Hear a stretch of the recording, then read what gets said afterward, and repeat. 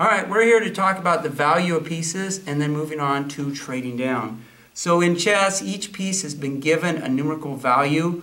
In chess, always the pawn is worth 1 point. It's often worth more than one. I'll talk about that in a minute, but in general, it's worth 1 point. The knights and the bishops are worth 3 points. Some people say they're worth a little bit more and less, depending where you're at in the game, but they are 3 points. The rooks are worth 5, and the queens are worth 9. I really like the 9 and the 5s because then the kids can understand that 2 rooks is more valuable than a queen. The king depends how it's written, but it's worth infinite points, or you can say 10,000 points. But either it's worth more than all your other pieces on the board. A pawn also can be worth more than 1 point at the end of a game. If it's moving towards the end, it's a lot more valuable. So when you're in chess, you want to make sure you're always trading down. You never want to trade a piece. If you, for example, let's say Peter is dark and he has a queen and he sees he has a bishop out here.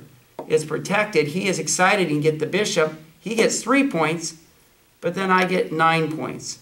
So in that, think a little math equation there, that is not a very good trade. It is for you.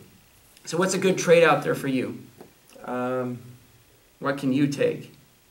Well, right now I can take this. So you can take that for free. I got 3 points. You got 3 points. Go ahead and put it there. That's great. And then let's say I move here. So what's the trade value here if we trade pieces here? If you take... Well, I moved here. You could take my rook. So who wins in that battle? I got 5 points. 5 points because I'm not protected. So let's say I am protected. Let's say my king's here. If you take that, is that a good move in a chess game? I get 5 points and you get 5 points. So it's even. So when it's even in a game, it gives you an advantage. It gives you an advantage in the game, but often the easiest way to teach this for younger kids is if you are winning the game, it's okay to trade even amounts. If you're behind in a game, don't trade away your pieces. As soon as you do that, you all of a sudden realize at the end all you got is a king and a pawn, and they got a king and a pawn and a rook, and you're in trouble. So you don't want to do that at the end of the game. Now, here's a bad trade example is he sees he can take a pawn. He likes that pawn. You got a point. 1 point, but then I get 5 points. So we got to be careful on that on trading in a game.